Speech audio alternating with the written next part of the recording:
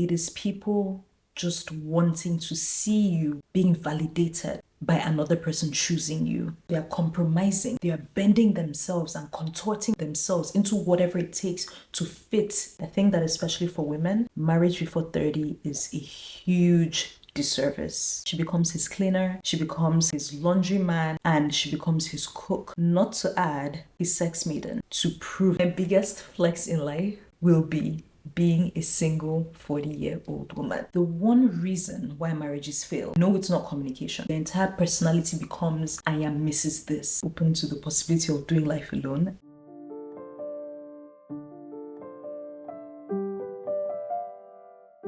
Hey guys, welcome to another episode of From Where We Stand podcast. It is episode 5, and today, as you can see, I am so relaxed. My legs are up because we're about to have a chill conversation on marriage. Yes, guys, I love relationships. I love marriage, like the concept of it and how it was meant to be. But I don't like the way the world has interpreted it. I do not like the world's interpretation of marriage and society's representation of it. So let's talk about it, guys. Oh my goodness. Okay, where do we start from? The first thing I want to discuss is marriage before 30. Like, should you get married before 30? And honestly, frankly, I don't think so. I think that especially for women, marriage before 30 is a huge disservice. Stay with me. I'm going to explain. When a young girl is in her 20s and, life is good, she is figuring out herself. She doesn't really have money yet. Maybe just starting out her career, just finishing school if she went to school. And then there comes along this young boy and they fall in love. Next thing, they're either living together or cohabiting in some way. And then this young girl goes from being like a whole babe to his mother. Yes, we have to be honest about it. She becomes his mother. She becomes the person reminding this young boy who left his mother's house without learning how to do laundry or cook. She becomes his cleaner, she becomes his laundryman, and she becomes his cook. Not to add his sex maiden. That's what she spends her entire 20s doing. And then if the guy is really attractive and there are lots of girls after him, then she has to face the responsibility of warding off other girls or doing more, like doubling up on what she's already doing. So being more motherly, being more of a cleaner, being more of a cook and a chef for this young boy to prove herself to this young boy that yes, they should be married and yes, like she's worthy of being his wife.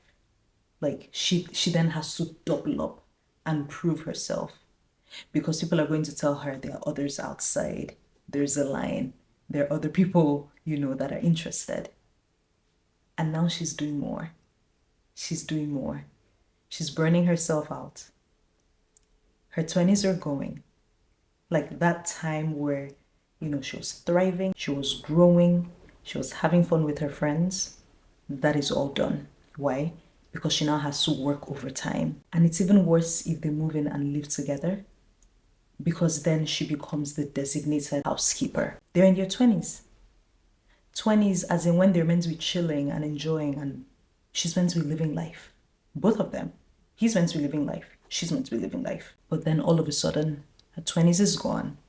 She's been working hard to prove that she's deserving of being this man's wife. Meanwhile, she's already cook, cleaner, sex maiden, and everything. She's already worthy. I mean, this is in addition to her, but she's already proven that she's worthy. But she has to keep doing that for years and years to the point where she convinces him that it's time to get married. And they get married. And that's her 20s gone. And then she's in her 30s and she looks back. What did she do?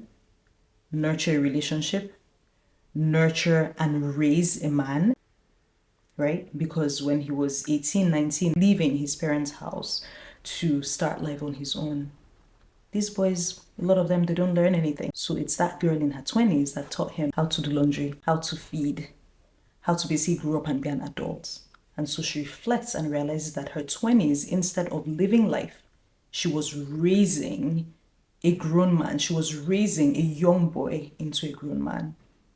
And I'm telling you, I know this is something a lot of people are not going to admit, but people that dated throughout their 20s, I promise you that is what they did. Especially if the woman isn't with a young guy that grew into a man that was committed to himself. If she, spent her 20s with someone that needed that mothering, which a lot of them do, right? So this is why I'm saying a lot of people are not honest about their experiences. They're just like, yeah, we dated and now we're married. We're married. But I don't think that's fun. And I don't think that should be the experience of any 20-something-year-old woman. No. When you're in your 20s, you're meant to live life. You're meant to have fun. You're meant to go out with your friends and brunch every weekend. Yes, you're broke. Yes, you guys are most likely broke in your 20s, especially your early 20s. But that's the fun of it. That's the fun of living and basking and enjoying your 20s. Your 20s also should be a time where you learn lessons. Heartbreak, people get into different situations. We all have our stories. That forms part of the experience of your 20s. And then by your 30s, you're wiser. You know better. You know more. You've seen a lot. You've experienced a lot. And then now you can choose. You see, now it's not about proving yourself. Now it's not about doing things for someone because you're already living your life. You're an adult now. You're living your life. And your expectation and your hope is that the other person that you hope to one day be with is also living his life, can also do his laundry, can also make his meals. And so you're both two fully functioning adults coming together as one. And that is the most whole, most beautiful, most romantic relationship there can ever be. When there are two whole people coming together as one. Not two fragmented people. Not two people where someone is looking for a mother and someone is looking for a security blanket. Not two people that don't know themselves coming together and forming their identity through each other. That's not going to make a happy home. That's not going to make a happy marriage. So to the question of should people get married in their 20s? My answer is a big, resounding no. It's a hell no. It's a pass.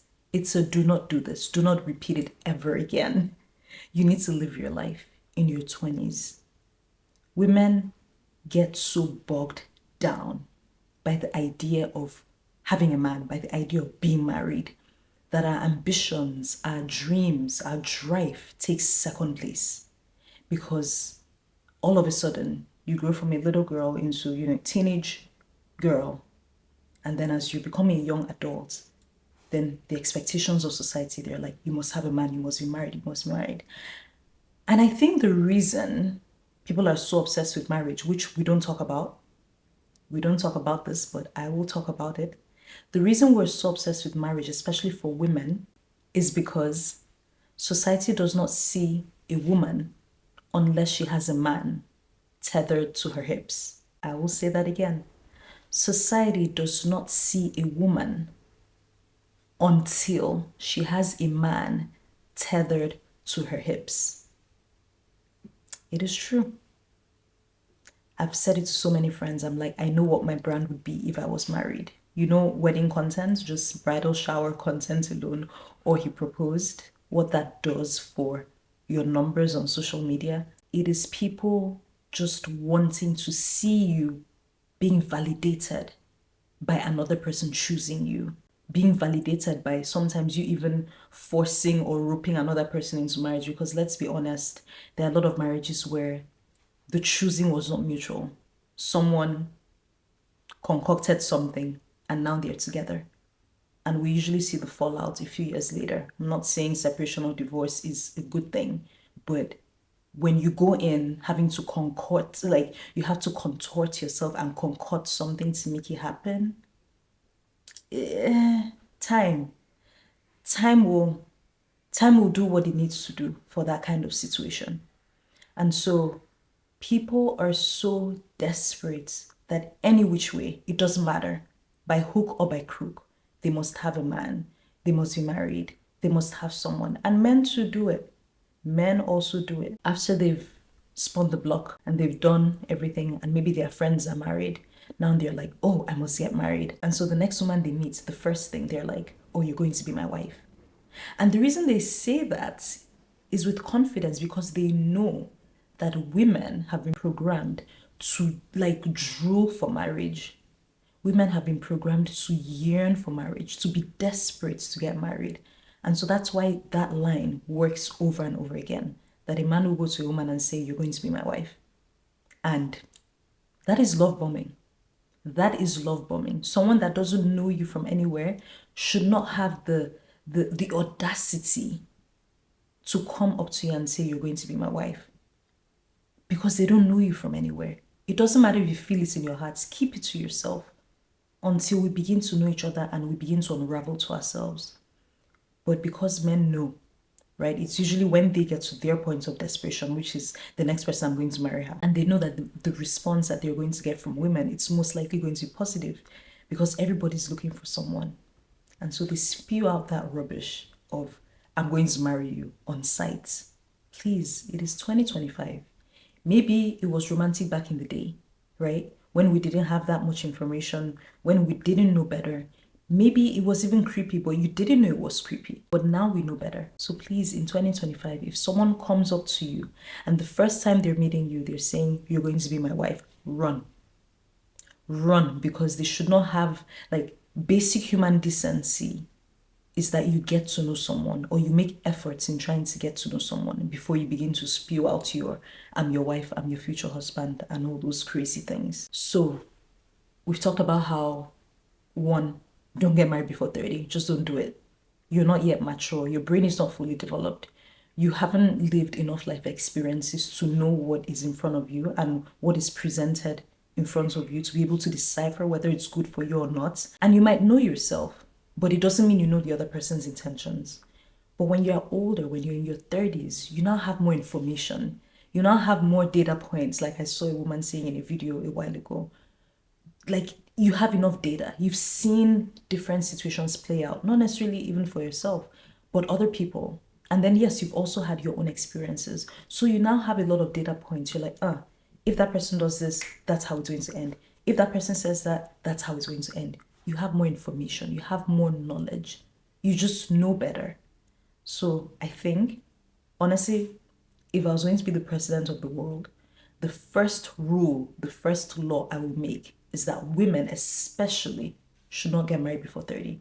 Like, I don't care. And I know, when you kind of say that kind of a thing, like should not, that's when people want to come out and be like, mine is different. Like, they want to prove that they're so different. No, you're not. There are 8 billion people in the world, and many more billions have lived before you. There is no love story that has not happened before. There is no love story that we've not seen before. There is no love story that is so unique that it has not happened before throughout history. So when you say something like, oh, people shouldn't get married before 30, there's always going to be someone that wants to come up and be like, but ours is different. Our story is different. We're so different. We're so in love. Ours is so unique. No, it's not. No, it's absolutely not. So take several seats and do some more work on yourself for your own good.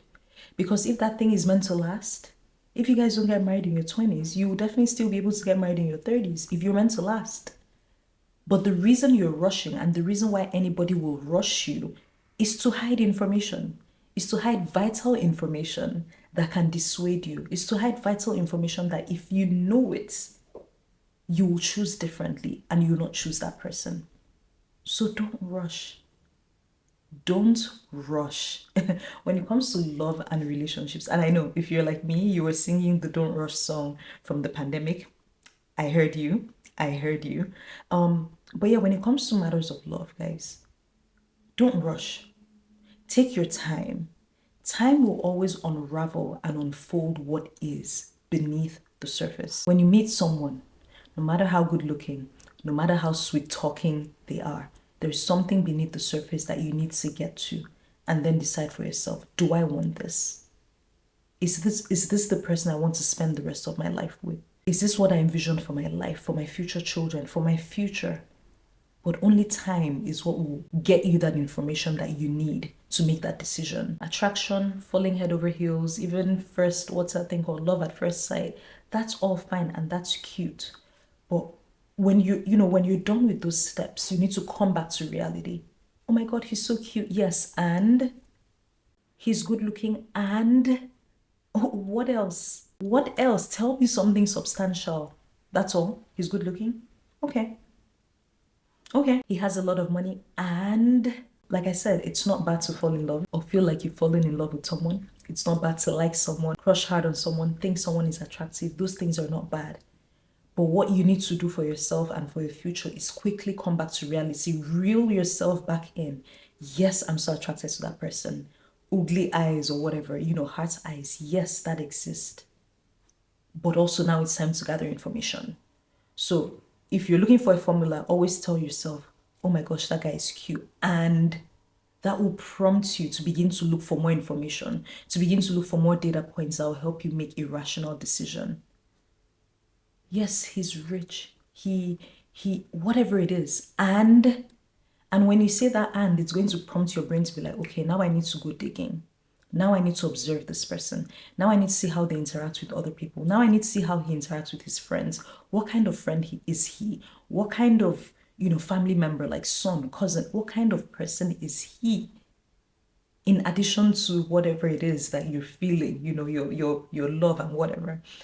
And I was about to say butterflies, but guys, I'm going to drop this knowledge for you guys. For whoever doesn't know, butterflies is a trauma, not even trauma. Butterflies is a trauma warning. I'm going to rephrase that. Butterflies is a warning from your body that something about that person is not right. It is a warning. Your gut is telling you something. It's literally your gut like flipping back many times. It's telling you something. It sees something that you haven't seen, right? We know that there's a sixth sense somewhere. Something internally is seeing something in that person. So reflect to all the guys that you had butterflies for and remember how it ended. Yeah, that should tell you everything. Butterflies is not a positive thing. And I know they lied to us. They tried to package it and make it cute and make it seem romantic.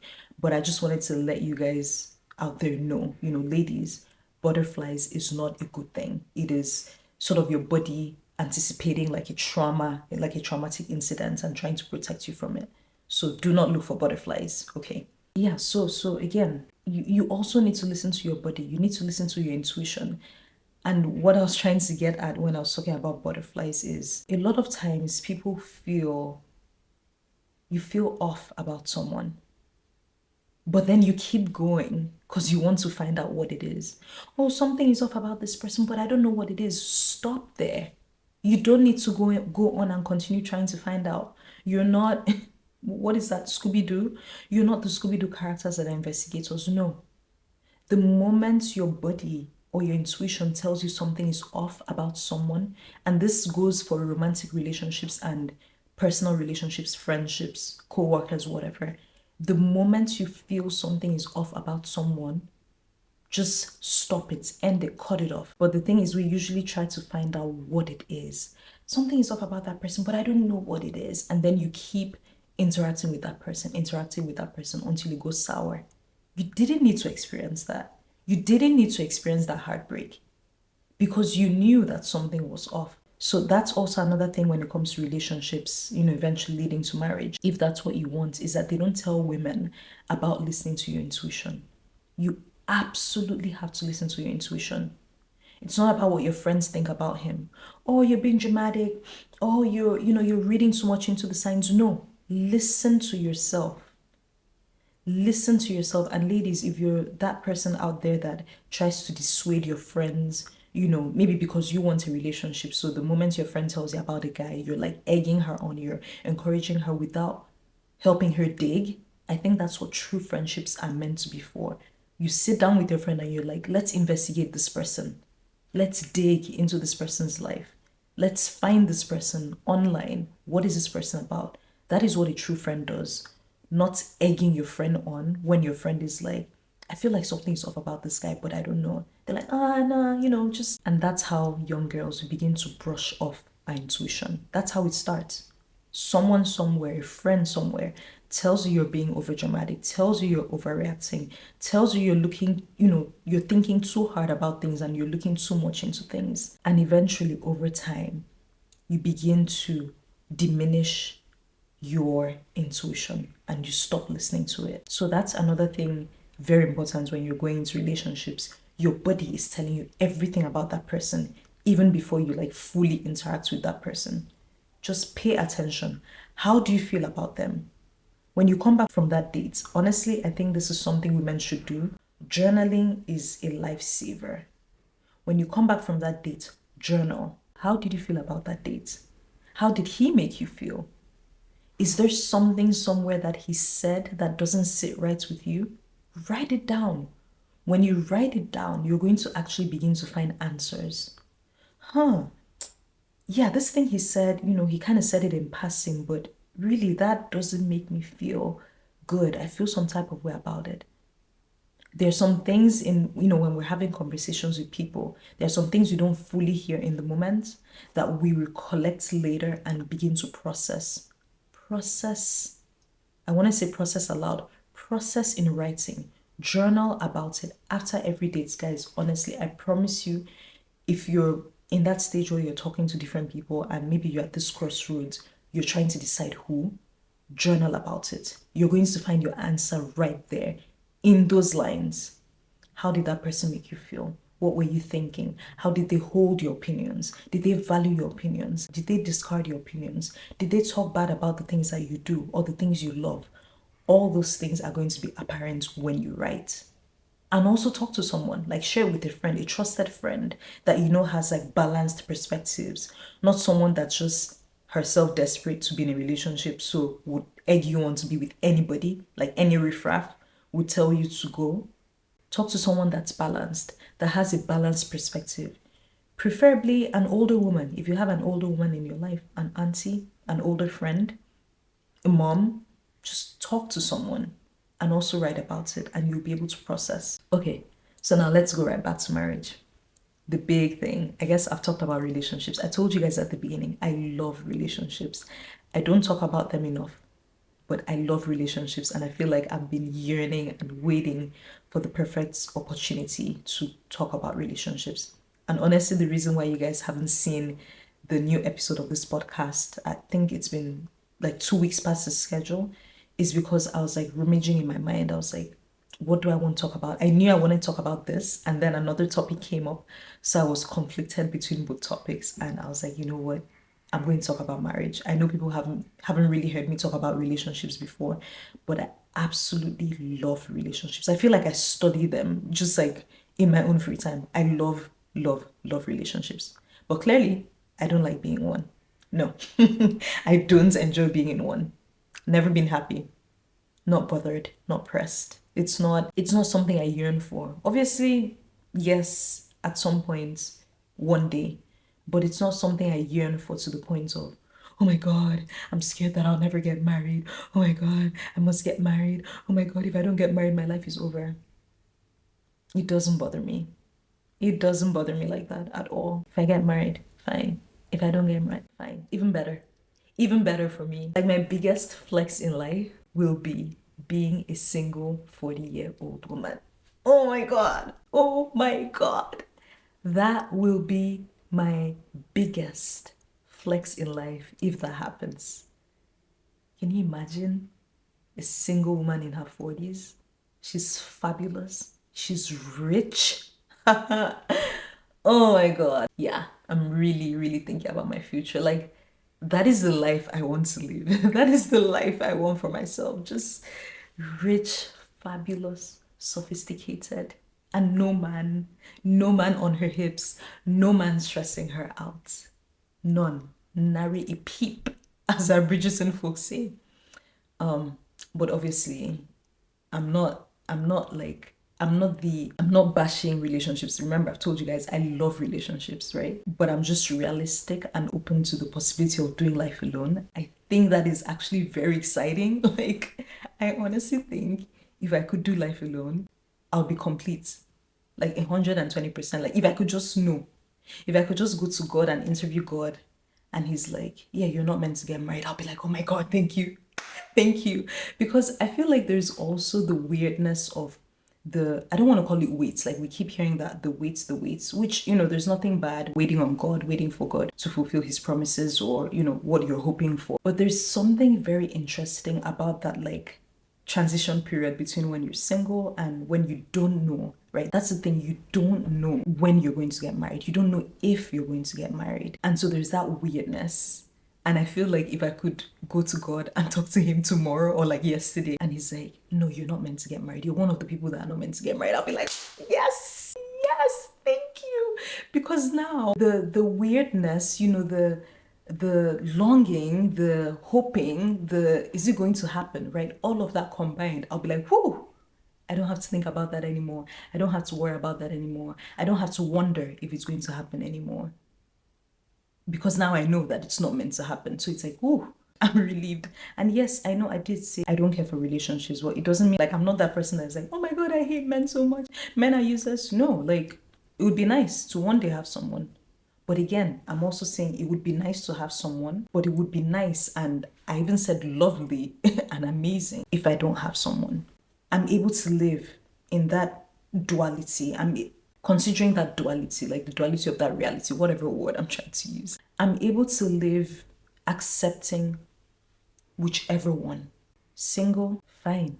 Happy, ecstatic, exhilarated about life, fulfilled. In a relationship, eventually married, wonderful, nice, lovely, thankful. Okay, as you can see, like I don't place any weight or importance to either of them. I'm fine either way. And that's why I'm talking about this, because there are a lot of women that are not fine. There are a lot of women that they don't even want to consider the possibility of the reality that they could one day be alone.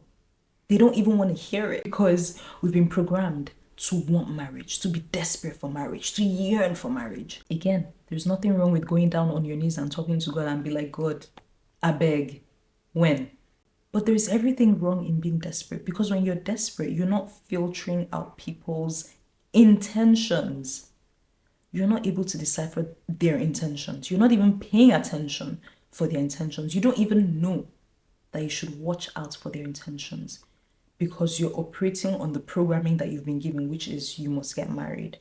And so that becomes your MO. And then you're working hard and you're working hard and you're trying all these things. For me, true happiness right now is in my singleness. And my singleness is the kind of singleness that there's nobody in my phone. There's nobody in my phone. There's some people that are like, oh, I'm single, but I'm going on dates, which is fine. Like, it's nice. Good luck to you.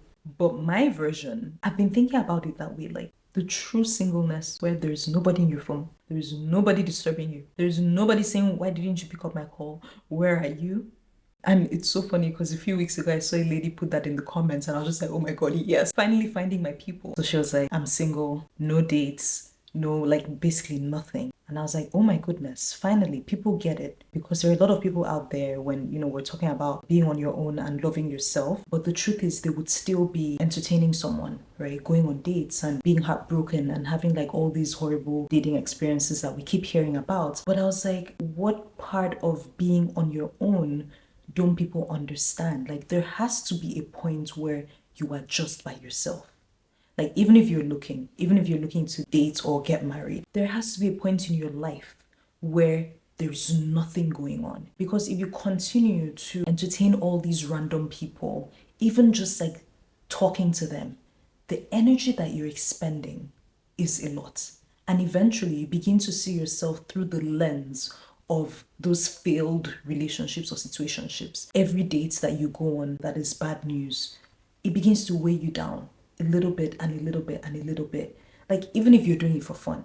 So what I'm trying to say is, as a woman, it is important to just have that time where like it is just you. There is nobody else, nobody in your phone, nobody you're calling, texting, nothing, just you. So that you can get to know yourself, so that you can get to be on your own and know what life feels like on your own. And honestly, it is at that point that you begin to know what you can tolerate and what you will absolutely not tolerate. Because when you keep going on dates with, this person, Brad and Chad and, Jad and whatever, you're going to be like, oh, I like this in Brad, but I don't like that in Chad. And I don't like, but then when you're on your own, you're able to be like, I like this, I don't like this, hell no, never, ever, ever.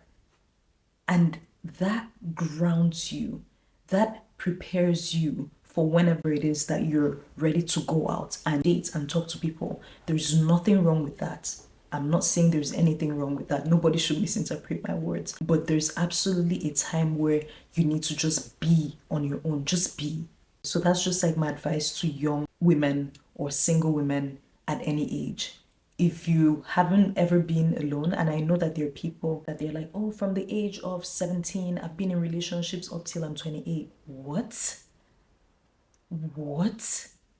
You mean you've never known yourself? You mean you've never taken the time to spend time with yourself? You mean you've never heard your innermost thoughts and heard the dialogue and how you speak to yourself? You mean you've always been seeing yourself through the cracked lenses of different cracked men? What? And it baffles me, jumping out of one relationship into another, into another, into another. That is not the way. Like I said, eventually you begin to see yourself through the lenses of those different people, and that distorts your perception of self. Super, super important, and just something for young women to take away from this. Please, please take the time out for yourself. I promise you, you'll be better for it. Now, let's move into marriage itself, right? So we've sort of talked about different parts of marriage and different parts of relationships and even singleness, how to enjoy being single. Now let's talk about marriage. The one reason why marriages fail, and no, it's not communication. I know people always say it's communication, blah, blah. It is not communication. I mean, if you're not communicating with the person that you're spending the entire day with, and if you don't know, if you guys haven't learned conflict resolution, then I don't know what you're doing. Like if you're not communicating and you guys don't have a good conflict resolution method, what are you doing? What are you doing being married? You have no business being married, frankly. I know people always say lack of communication or a breakdown in communication is why marriages fail. I'm no expert, but like I told you guys, I study this thing like in my free time. The one reason why marriages fail is, drumroll, a lack of personal identity. So let me jump. So right now, right, I'm doing my thing. I have my brand. Everyone knows my brand. My brand is there. And I have this joke that when I get married, that my friends are possibly going to call my husband Mr. Memko, right? That's a very possible reality. He's going to become Mr. Memko. And that might make you be like, like her husband being called by her name. That might make you go, But then nobody goes when a woman drops her last name and picks up this random guy's name. Nobody bats an eyelid about that. Like, you guys think it's easy for us to just lose our identity? Nobody thinks about it. But if you even try to suggest a man taking up the woman's last name, everybody will look at you like you're crazy. So it is that loss of identity that actually poses a problem in marriages. And I'm not even just talking about names, right? I was just citing an example of how people frown at the idea of people call her husband Mr. Memko, or people joke that a guy should take his wife's last name, and it's so absurd. But women do it every day. We grow up the way we grew up with the identity we have, and then we get married and that changes. And no one thinks about how it affects us. Like, no one. It's just, oh yeah, you do it. You pick up his name and that's fine. And it's actually even cute. They make t-shirts and stuff. But no one for a second sits to think about the identity crisis and loss in identity that does to a woman. And so, coming back to marriage, the one reason why marriages break down is a loss of identity. I'll see some people saying, our marriage works because we like the same things, we do the same things. The moment two people, remember how I said earlier, marriage is two whole people coming together to become one, not two fragmented people trying to chip the pieces, whatever, and make something out of it. The moment two people come together, and yes, it's great to have shared interest, but the moment they don't have their own things, their own identity, their own dreams and visions for themselves, their own things that ignite their passions and make them happy, that already is the breakdown of that marriage or that union or whatever it is they're doing, or a situationship. The moment those two people don't have their identities separate for each other. Like the example I gave you guys, I have my identity. If I get married tomorrow, I'm not just Mrs. whatever he is. I'm not. I have my identity. I have my brand. And I'm not saying everybody needs to go and start something. Yes, you probably should because it's good for you. But I have my identity. I have my things that I'm passionate about. I have my things that I like doing and I enjoy doing. And coming into that relationship, you will know that I like doing those things. You will know that I have those things. And so my identity is already set up. I don't need to take my identity from my future husband. And that is a problem that I see a lot in marriages. That's something I think a lot of women do, where they begin to take their, not even begin, where they take their identity from their husband. Their entire identity, their entire personality becomes, I am Mrs. This. I am, this man's this. I am my husband's this. No. The moment you begin to find your identity in someone else or through someone else, that day is the beginning of the decay and rot of that union. Mark my words. Everybody is an individual and everybody needs to have that individuality, whether you are married or not. It doesn't matter that you're in a union. You need to cultivate your own individuality. You need to go out and do the things you love doing. You like taking walks, go and take a walk. You like playing basketball, go and play basketball. You like reading, go and sit on a park bench and read. But you must not be tethered to each other 24/7 and do things with each other 24/7. And I see this thing where, like, there are some people, especially women, wouldn't let their boyfriends or their husbands go out with their friends. And it's like, we must always go out together, or we must always do the same things, or she wants to go somewhere and he must always come with her. We do everything together. What do you mean we do everything together? Are you Siamese twins? What do you mean you do everything together? Guys, honestly, like, I don't hear people talking about this, but the loss of individuality and the loss of identity is the number one thing that kills marriages. If you're married, if you've been married before and, maybe it ended badly and you now realize, or maybe you're hearing this for the first time and you now realize that that is what led to the demise of a marriage, please leave a comment and say, yes, absolutely. Because it is not nearly talked about enough. And that's why I want to bring to your awareness that as you go into that relationship, as you go into that marriage, as you are even married right now, cultivate your identity. If you didn't have one before, start now. It is never too late. I always joke in my head. I'm always like, you know what? Like, there are women that their husbands don't even want them to work, maybe cultural or, for socio-political reasons, right? There are different parts of the world that have different cultures and we have to respect that. But I always joke in my mind, I'm like, girl, I will make you be a stay-at-home woman and succeed in, like, we will find you something to do. We will find you a side hustle. We'll find you a side business that you're absolutely going to do and succeed. This is like a little conversation I have in my head because I absolutely believe that every woman, should have something going on for themselves. She should have something going on for herself. She should have a skill, a talent that's developed, even if it's not. Because I know you guys probably think you're like, oh yeah, Mempo is coming again, trying to say everybody needs to be an entrepreneur. No, even if it's not for monetization, every woman, everybody must have a skill, something that they enjoy doing, something that lights them up. Even if you're not selling it, even if you're not marketing, even if it's not for money or for profit, something that you enjoy doing for yourself. And it's funny because many years ago, I was having a conversation with an old friend and she told me she loves baking. And at that point, I was very entrepreneurial. I was like, oh my gosh, maybe you should. She's like, no, I just enjoy doing it for myself. And that was the first time I realized that. That was my realization, like, oh my God, yes, absolutely. There are some times and there are some things that you just enjoy doing that you're not monetizing it. So I think every woman should have that. I know you guys probably thought I meant every woman should have a business or a means of income. Yes, even if you're a stay-at-home mom. But maybe it's not even something you monetize yet, but you keep building that skill for a rainy day because you don't know when you're going to need it, right? Things happen, situations change, people change, you can't control it. But guess what? If you spent that time that you were married and being a stay-at-home mom, cultivating that skill that you like, you just did it for fun.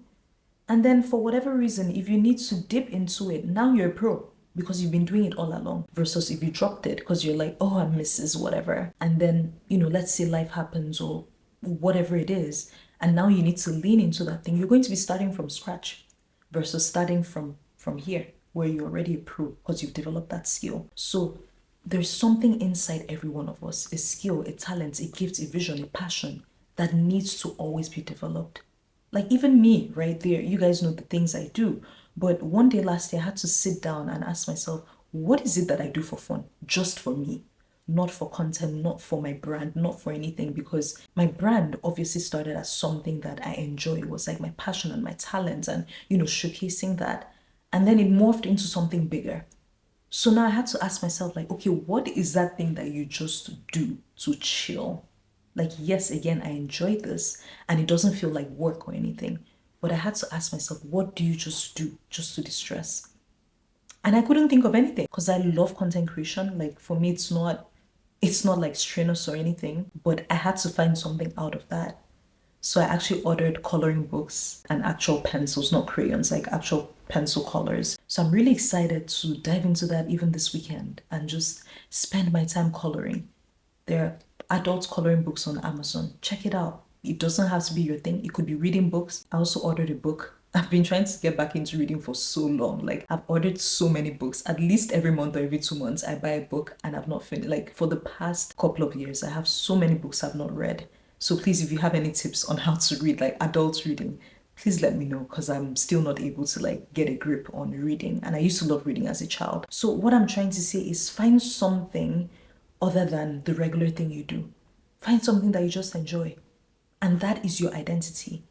That, or not that is your identity, sorry. That becomes part of the things that make up your identity. Last year, I took up boxing just for fun. I used to watch boxing as a kid, like love, love, love boxing. Hulk Hogan, Razor, like those were the days. So I just saw a boxing, like gym, whatever class, and I took it and I enjoyed it. And I went twice. It was towards the end of the year, but I absolutely enjoyed it. And I'm like, okay, I think I can get into this. Because on social media, there are the girls that are like, we're Pilates girls, and I've done Pilates before and I loved it and I'm going to go back to it. But I was like, I like that I found my own thing, boxing. So now you can know Memko is a girl that likes boxing. Other people do Pilates and yoga and whatever. And I do a bit of everything. So you begin to pick up things and those comprise your identity. You develop a new identity. You find the things that you like, the things that light you up. So that when you go into a relationship or if you're currently in a marriage, you don't become a burden to the other person. You're not a burden to your partner because you always want to do things with them.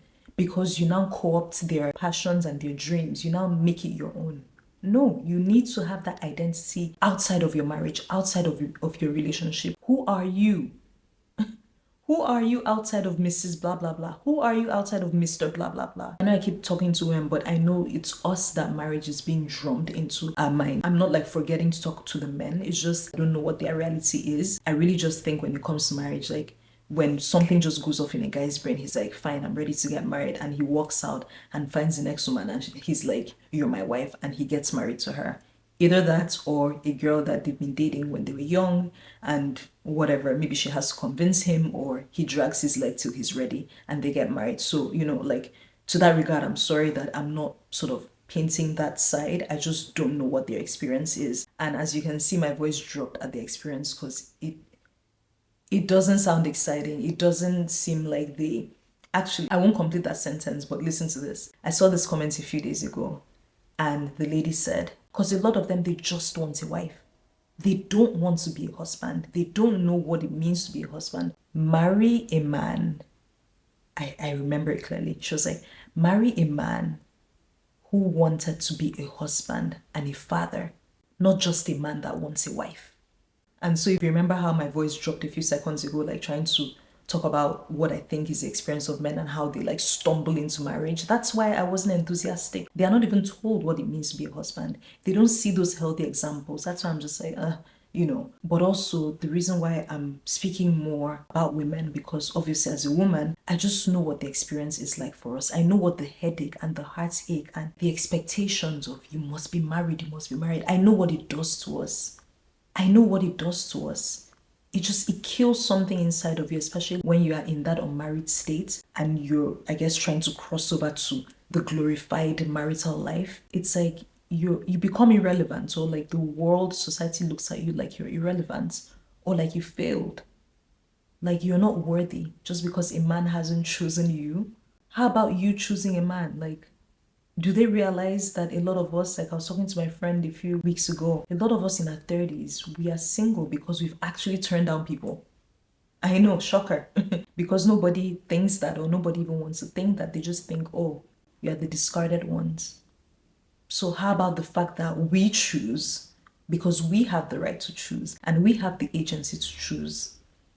And so we just didn't choose anybody yet, right? So I mean, I've slightly lost my train of thoughts because I was talking about choosing. I think I was talking about a man choosing, but it's like we also have to choose. And so if we don't choose, then we stay single.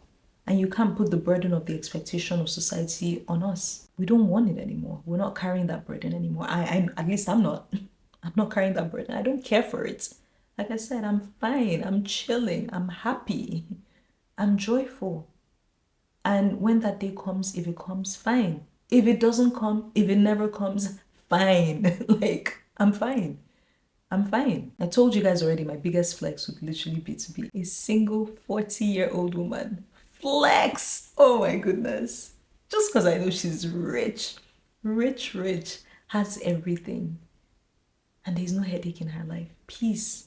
And people have the audacity to tell women, be a man's peace. And honestly, I think that thing is a trap. It's a trap to keep women quiet. If a man tells you, be my peace, you know that he's a manipulator and a liar. You know that he's someone that hates taking accountability. So he wants you to be quiet so that it can be his peace. How about you be my peace? Like I said, I have peace. And that's actually the last thing I'm going to talk about before I conclude. So when you're a single 30-something-year-old woman, people think whatever it is that they want to think. But now that I'm here, I'm like, I have peace. So anybody that's stepping into my life, the moment I see that you disrupt my peace, you're out.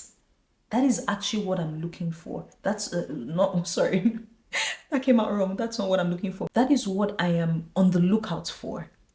Do you disrupt my peace? Because I have peace. And if you disrupt my peace, you have no place in my life. But that is the place that they don't let women get to, women in their 20s, when they rush women and say, you must get married before 30. They rush you to the point that you don't even know these vital things. You don't even know what it is that you need, what you stand for, what you can tolerate and not tolerate. You probably don't even know what it feels like to be in a place where you're just at peace and at ease. Now I'm there. I have that balance. So the moment I see, and why I'm saying that, right? Because women are pressured in their 20s to get married, they don't get to experience those key things I'm talking about, like knowing yourself, having your identity, having your peace, especially the peace part. And because she doesn't know what it feels like to be at ease, to be on her own, to have peace, she's not able to quickly spot someone that is doing the contrary to her, which is usually the clear sign and the first indicator that someone is not right for you. So as I am in my 30s and I have my peace, the moment I see that you are bringing anything that tries to upset that peace, you're out. It's a one-way ticket out. And I even want to do like a quick little video for TikTok. Maybe I'll do it now, which is in 2025, we're not even tolerating the idea of ghosting. Because if you don't hear from him one day, he fell down, broke his leg. The second day, he's in the hospital. After 2 days, it is a block. There's nothing like you going back and forth and analyzing with your friends. Is it not? We don't have time for that. And that is what I mean when I talk about peace. You're not going to make me spiral, wonder. No, because we're adults.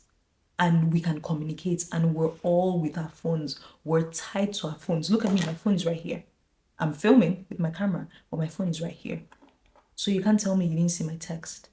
Like, I don't even have time. I'm never even going to ask someone that kind of a question. I don't do that. But what I mean is, like, in 2025, we're not doing that to the extent that it is an immediate block. We're not even asking you. We're not asking for any explanations. Someone brings chaos, they're out. That is what I mean. But again, women in their 20s are not even able to feel that and experience that and welcome that because society is rushing them and saying, you must get married, you must get married. So they are compromising, they are bending themselves and contorting themselves into whatever it takes to fit this mold for a man to marry them, for a man to choose them, for a man to want them. When you're in your 30s, baby, you sit like I'm sitting right now, confident. You're like, are you in or are you out? And ladies, when he wants to walk out, You roll out the red carpets for him. You never beg a man to stay. Never. What? You roll out a red carpet like, dude, be gone. And so that's what I mean when you get to this place of peace and balance. You immediately know that anybody that comes into your life with the contrary, first of all, you're able to spot them easily. You're able to spot them so easily. It's so clean. It's so easy. It's so plain. Someone upsets your peace, you will know. Someone disrespects your boundaries, you will know. A boundary is so simple as I put my phone on silent at 5 p.m. and then a guy calls you at 5:15 p.m. Are you mad? No, are you crazy? Because now you've just like flouted my boundaries. What, you want to be the exception? I don't do exceptions. Ladies, and that's one thing. When someone desperately tries to be the exception, people always think it's exciting. No, that is disrespect. That is someone disrespecting your boundary. They want you to make an exception for them. No.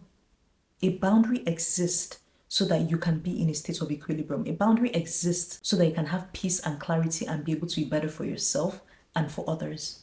So the moment someone wants to put themselves above everyone else, like, oh, make an exception for me. No, it's not an exception. They are telling you to disrespect your boundary for them so that they can feel important. So these are the things that you learn as you get older that I feel like when women are rushed into marriage, when women are pressured to get married before 30 just to check off some silly box, they don't get to this point of realizing.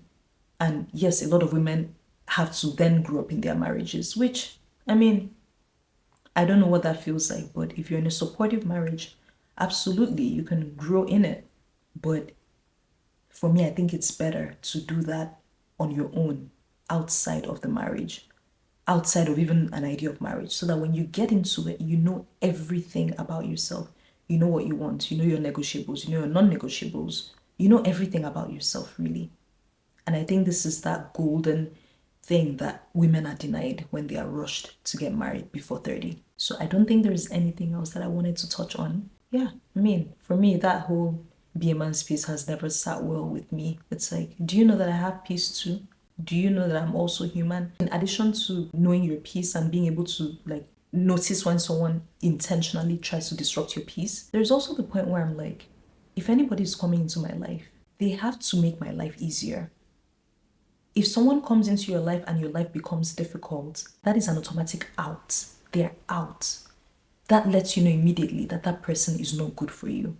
For me right now, I'm like, I'm fine. I have everything I want and need, thanks to God. So if you're coming into my life, you better be contributing positively. You better be doing something that makes my life easier. For example, I'm that person that drives on empty. Like, my car is yellow. I live life on the edge. Like, I'm driving on yellow until the car is crying, begging, like, please, I have 5 miles left. Please just top me up.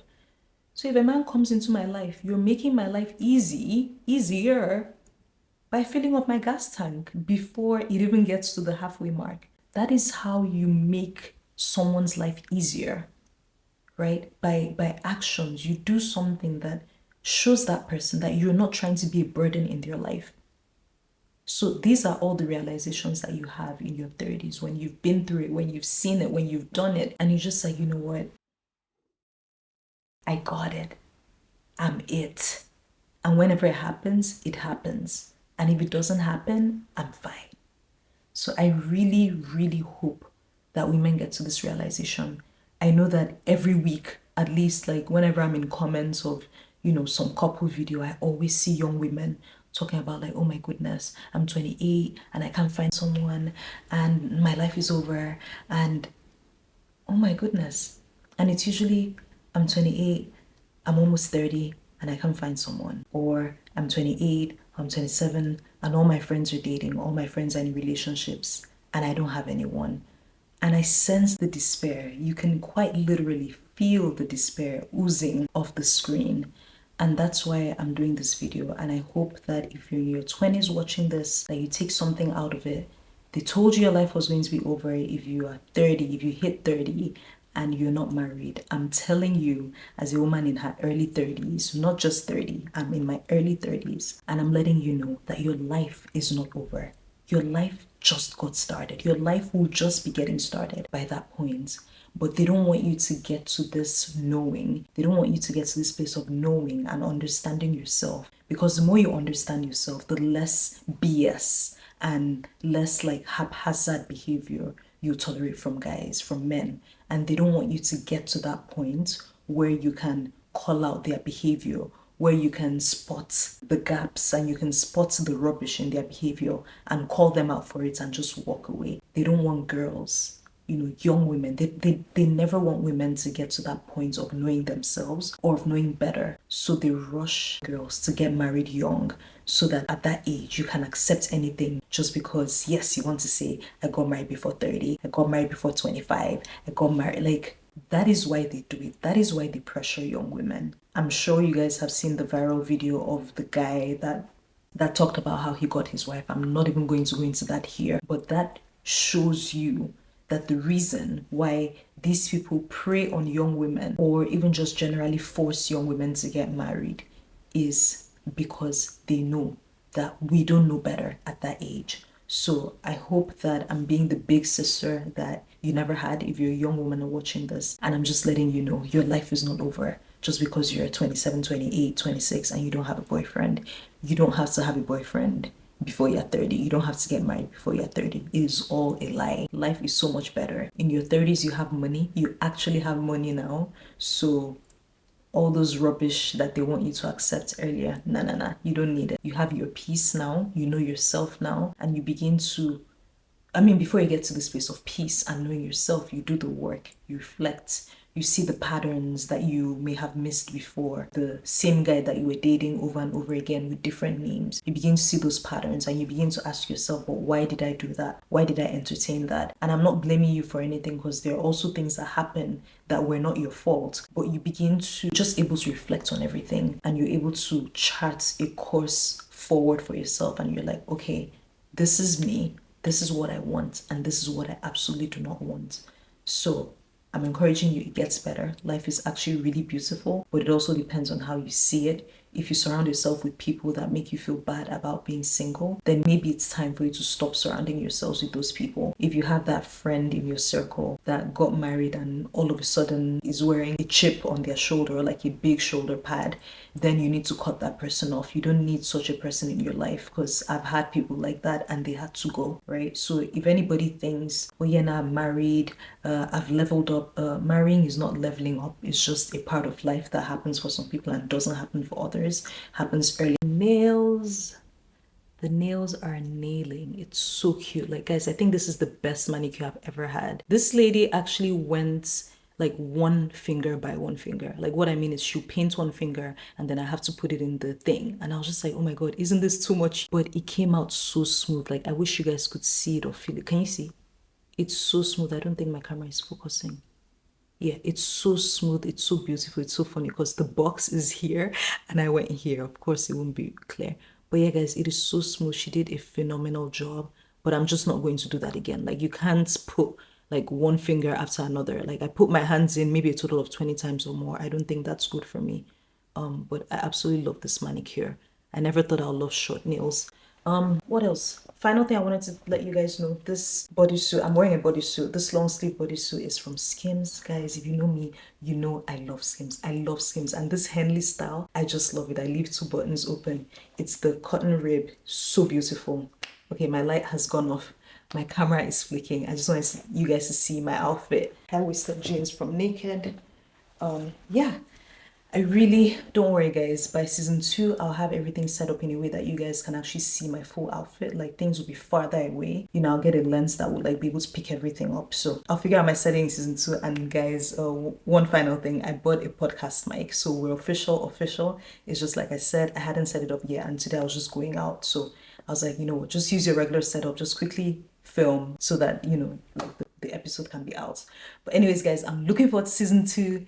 Thank you guys so much. I love chatting with you a little bit extra. But bye, it's time to go shopping.